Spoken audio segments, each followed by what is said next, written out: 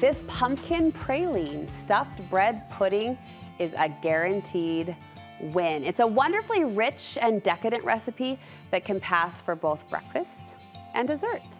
Emily Susman is joining me through the screen to share her recipe. You've made us all good and hungry this morning, sister. And you say you typically don't like bread pudding, but this recipe will make anyone a bread pudding believer? Yes, absolutely. I normally don't like bread pudding because sometimes it can be soggy and just kind of dry or really not too sweet. But this one is so amazing. It will be, everyone will love it, and it'll be perfect for the holidays coming up. Okay, well, you're starting us off on an amazing note and somewhat unexpected. Instead of bread, you're reaching for something else.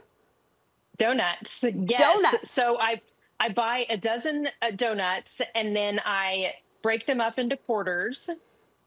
And then I'm going to put them here into my pan. And I use donuts because they make it just a little bit sweeter, and just, I don't know, I just love the flavor of the donut in there instead of bread. But you can also use brioche bread, and that is great too. But the donuts just make it a little extra special. Now, you mentioned we want a bread pudding, if we're getting picky, that isn't soggy or isn't too dry. How do you avoid those two pitfalls? Okay, so my key with the with not making it too dry is the pumpkin puree, because it just adds a little more texture and it makes it like super moist. And then not being dry, my key is to add the topping, which is the praline part, right before you're going to serve it. I think a lot of times it gets soggy when you're having bread pudding because the topping is made ahead of time and it just sits there for a while, and then it's just scooped out onto, plate, and that's it. But this, if you add it at last minute and then serve it, it's amazing. Okay, so in addition to the pumpkin puree, what else is going into the bread pudding mix? Yes, so we're going to add half and half and cream, and then we're going to add 3 eggs, some melted butter, and then vanilla extract, sugar, pumpkin spice seasoning, cinnamon. And that is it. Fall in a bowl. Then we're gonna. So you'll whisk that, you'll mix that, and pour that over the donuts. Yes, and so it's so easy because it's just one pan that you've made dirty, and just super quick and easy that you can mix everything together. Look at you. You're our girl, Emily, even alleviating dish duty when and where we can. I'm still just so tickled by the donuts. I can see how that would add something fun. Okay, so we pour the mix, we pour the pudding over the donuts, and then we move to the sauce. And you say the sauce brings the pralines out to play.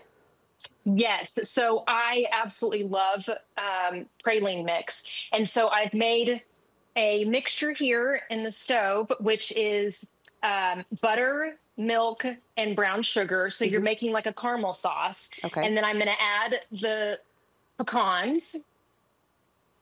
And I'm sorry, would you cook the bread pudding before you pour the sauce? Yes.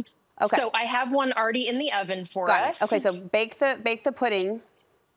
Make the sauce while it's in the oven. I see how this goes. Yes. We're all stepped out. So here's your finished bread pudding that's already been cooked, and then we're going to add the sauce on top. Here comes the good stuff. And then we're just going to mix this in. And this is what you wouldn't do until right before you serve, right? Yes. Okay. And then let it sit for like about probably 10 minutes. So this is a great dish you can make ahead of time for the holidays, but just make the bread pudding part and leave the sauce like for the next day or whenever you're going to make it. So you can make this, put it in the freezer or the fridge, and then take it out, heat it back up, and then add the topping right before you're going to serve it. Yum. I'll add another yum for good measure. This recipe is in your newest cookbook. Congrats on that. Thank you so much. Yeah, so I'm really excited. It's called Get Stuffed. And because all of the recipes in the book are somehow stuffed. So I took your basic things like chicken, pork, things like bread pudding, and stuffed them to elevate the flavors. Oh, that's fun. Where can we get our hands on a copy? So it's on my website and on Amazon, and then some local stores in Tulsa and Dallas. Oh, fantastic. We'll keep an eye out for it. And we'd love to link people over to your website. How can we do so? Yes, so it's emmaclaireskitchen.com. Okay. and you can go there, buy the cookbook. And then I also developed this spice while I was writing the cookbook because I realized that almost all the savory recipes had the same four ingredients. So I thought, why not bottle them into a spice? So I made this kind of all-purpose spice. It's great on Smart. burgers, chicken, fish. I sprinkle it on vegetables almost every night to roast them. So you can buy both of these on my website or on Amazon. All right. Thank you so much, Emily. Great job.